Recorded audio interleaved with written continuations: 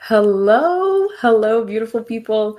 Welcome to my channel. You are watching this video, and I'm experimenting with some new things on my channel. You know how I always have the sit and sip series on my channel? I've never actually done it live, and I thought this might be a really good time to just try something new.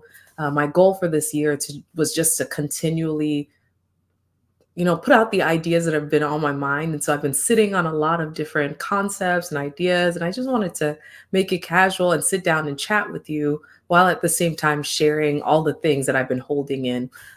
So, yes, welcome to the channel. You are in the right place if you are trying to watch the video that is all about rediscovering myself.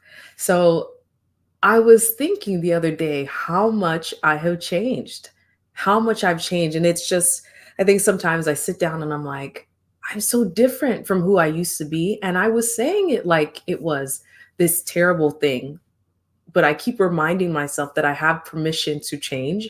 I have permission to be a different version of myself from who I was in the past. And so, the weird thing that I'm going through now is that with all the things going on, I keep going back to say, okay, I've changed so much. Have I changed in the direction that I want to change? Um, and the other day, I was actually sitting and talking to my parents. And obviously, them being my parents, they have a lot of memories of what I was like as a child. So I was asking them, just for their own evolution, what was it like for them? And I was asking them when they were kids, what parts of them that they really loved did they get to retain even in their adulthood? I'm asking because they're in their 60s now. My dad just turned 70 like last year. And so they're in their, latter part of their lives. And so I'm finding the more I talk to them that they were actually starting to revert back to how they originally were as kids. And I'm thinking to myself, like, man, I think who we were as kids, it's really close to our original design, like who God really intended us to be. And so when I find myself listening to stories of how they described me as a kid versus how I am now, sometimes I'm like, I am like really far from how I was as a kid. And part of this healing journey of, you know, there have been things that were hurtful in life and places where I felt like I needed to become a different version of myself in order to fit in or succeed or to be more effective. But in the midst of doing all that, I kind of lost parts of myself, like the really, really good parts. And so that's kind of what I wanted to talk about today. And so a lot of what I'm doing now is like trying to make kid me proud, you know? I'm trying to make the kid version of me just be like super proud and be like, man, we did that. Man, we got to go to these places. And so, um, kid me, let me describe kid me. I have a super cute picture of kid me. Let me find it for you. Y'all, look at kid me. This is me in 1992. My little sister and brother were born. That's my little sister, and me holding her. Look at that fro. That's a good fro. It's a juicy fro. I used to have the little like the Jerry curl, but it wasn't a wet Jerry curl. It was like a dry Jerry curl. So my hair was like very froed out. My dad had a bigger afro than my mom and spent more time in the mirror picking out his hair and like making sure it was this perfect circle. Anyway, so that's me. And my parents always tell stories about how like they always tell stories about how when I was a kid, I was very like straightforward to the point. I was curious, but I also like didn't mince my words. Like I there's this video on my YouTube channel and it's called I am not other lies I told myself. Because for a long time, like after childhood, I used to just tell myself, like, yeah, I'm just a pretty easygoing, laid back person. And in this video, I share a clip of my parents. And I was saying just in passing, like, oh, I'm an easygoing person, like, I'm pretty chill. And my parents looked at each other like, chill. We would describe you as a lot of things, but you have never been chill. You've always been like very intense. Like, yes, bright, light, happy type person, but like pretty intense. And so I think as I got older, some of that intensity was not always valued or welcome in spaces, and so I kept trying to, like, lessen the intensity of who I was. Um, not I don't know, I guess to make other people more comfortable, and now I'm like, "Man, they I did it to make them happy, like, be the people, right? But at the same time, like, I need that level of intensity now in my life as an adult, as a business owner, as a coach, and so I'm having to revert and revisit my original design before I started tweaking myself, before I started making adjustments to make other people more comfortable or even to make life more easy for myself. What was Kid Timmy like, you know? Kid Timmy was the type who was like no respecter of persons. I was polite, but I would go up to anyone and say anything. I cared a lot about the truth. So even if the truth was hard to say, and now I'm so diplomatic that I'm like telling people the truth, but I'm taking all this time to make sure I'm saying it correctly. And I'm just like, wow, I'm a pretty confident person, but I'm now more so being like, I don't want to just be confident. I want to be authentic. And for me, authenticity is going back to like at my core, without making any adjustments, what was I like without restricting myself and without saying, like, oh, this is who the world expects me to be. So that's little Timmy. And so um, I started looking at different tools to help me rediscover myself. And I have a great, one of my mentors and spiritual moms, Mama Faith, challenged me to check out this color code personality test. And when you answer the test, you are answering as your kid self. And so, thinking back to when you were a kid, how would you respond to these questions? And so, when I did my results here, let me blow this up so you can see.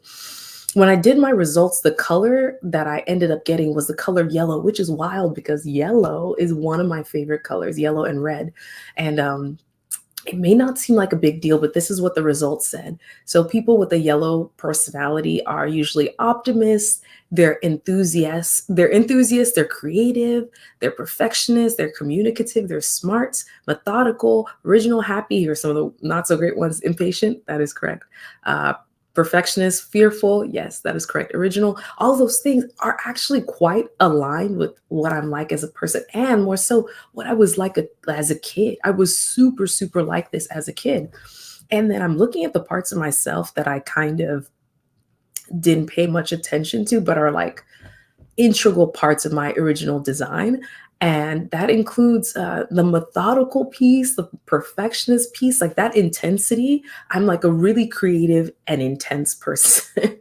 And for so long, I was trying to not be that because all of those things together are like happy and bubbly, but they're a little much in the world. And so there were times where I was trying to lessen that so I didn't come off as too much. But then I realized that, like, man, that's the cheat code. The cheat code is once again thinking about little Timmy. The cheat code is thinking about little Timmy and what does little Timmy need in order to thrive in this world. And so it's weird. I am in my early 30s, but I'm revisiting my childhood days and I'm like really thinking about like, man, what was I like? What are the things um that I really valued? So journaling, that's one way. I was in my childhood bedroom and I picked up an old journal that I had written. I was so dramatic. Oh my gosh, everything everything was just such a big event. First of all, this is so funny. I love journaling now, but I actually stopped journaling for a number of years because I used to take my journal everywhere. I would write my most intimate thoughts. And I took my journal to church one day and kind of like left it out, and somebody read my journal out loud. And the entry that they decided to read was like, hey, I just got my period today. This is how it feels. And I was mortified. And I said to myself, never will anyone be able to read my thoughts like that ever again. I'm not going to journal. So, literally, for more than a decade, I didn't journal because somebody read my journal out loud and then everyone at church knew I had my period. So, which is such a shame because so many beautiful things, revelations, areas of reflection have come from journaling, and it was a tool that I denied myself of for years. And so when I read my journals now and then I compare them to how I used to be, I could see, yes, there's maturity, there's growth, but at the same time, I'm seeing how like my thinking patterns have evolved even from year to year. Like you mentioned before, I usually use a composition notebook for my journaling, and I go through about four of them a year. And so each quarter is about the length of the time that I'm journaling. And so I will journal, and when I journal, I can see month to month the things going on in my life, the testimonies, the things Jesus is doing, the things that the Holy Spirit is teaching me, the ways God is showing up, the way my life is changing. My gosh, from quarter to quarter, everything changes so much. And I'm happy to be able to go back and reflect and see, how I thought about different things. So that's one of the tools that I use to rediscover myself. The journals have been so helpful, because when something like big and monumental happens, at least for me, oftentimes if I don't sit down and really clock the change that it sparked in me, I might forget how impactful that thing was. So I journal quite a bit just to keep track of those things. Um, and then also, one thing that is really helpful are personality tests. I am probably a personality test junkie, and I need to go get some help. Because I've taken so many. I've taken the Enneagram, the Strengths Finders, the Greatest Strengths, Harrison Assessment, my favorite. It's the one I use for my coaching clients. Um, Myers Briggs, all of them. And so I'm constantly learning about myself, but from like different angles, which I think is fascinating. I think when you're around yourself a lot, you could just take for granted that these are just the things that you do, and you forget that they make you unique, and you kind of forget that not everyone in the world is like you. So I wanted to share with you one of the personality test results that I have that I think is actually super cool. Um, this is the Harrison assessment, like I mentioned, for my coaching clients. I will always run a Harrison assessment, and it really helps them think about, like, at their core, what are some of the motivations and the things that keep them going. For me, one of mine is that, no matter, these are my life traits, the things that my life themes, the traits that don't really change about me, regardless of what's going on in my life. And so for me, it's good to know these things. I'm always going to be a person who takes initiative. I'm very cause motivated. Literally, if you tell me that there's a cause and there's something good behind what I'm doing, I'm most likely going to be motivated to keep doing it. I'm super enthusiastic. I am outgoing, and I am experimenting. These are things that I think are really important for me to know about myself. And as I'm exploring, the odd thing is that I'm changing a lot, but these core pieces have always been there for me, even as a child. Kid Timmy was all of these things. And so it's nice to have a test or an assessment that kind of just objectively says, hey, this is who you are and this is what you're about. And so I really enjoy those things. Another really good one that I like is my greatest strengths report. It's also from the Harrison assessment that I use with my clients.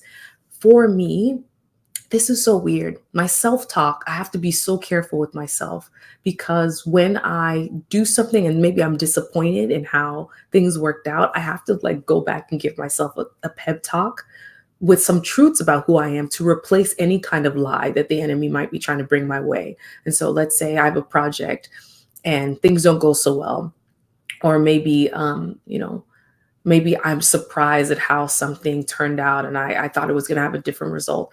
These are some truths about me, and they're truths that are backed up by science and they're backed up by data. So this is just for me personally. I know that I'm good at making thoughtful conclusions, right?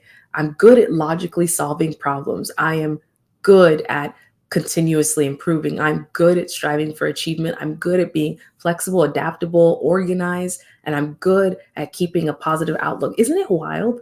When we're looking at all these different things, here's my greatest strengths report, right? There's one. There is my Harrison assessment, and then all the way back to my color code. They're all really saying the same things, right? isn't that so cool? I think for me, it's helpful to know that even though I am changing so much as a person, the core parts of me aren't changing all that much. And for some reason, I find that comforting. I find it comforting that even though circumstances might be changing, the essence of who I am is not changing. And I think this is super cool. My full name is Ebi Timmy, which in my language means good essence. So my essence is good and it's staying good, even when my life is looking different than what I thought.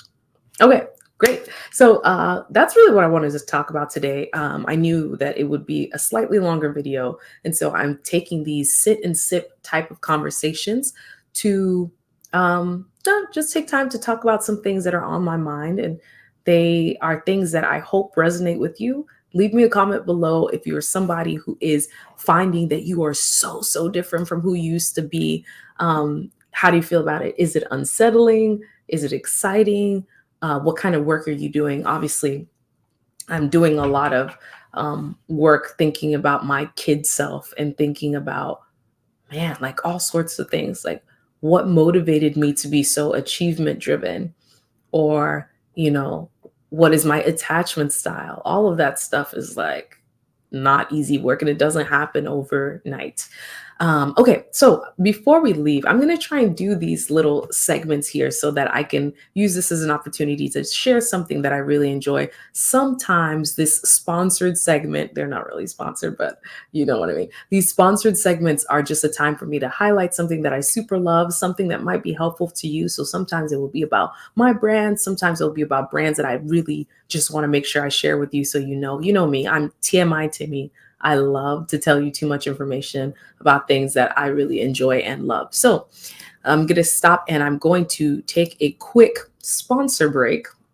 And in this sponsor break, I'm going to share the things like I mentioned. And so I'm going to try to add one of these to all of the lives that I'm doing in the next few days. So sponsor break.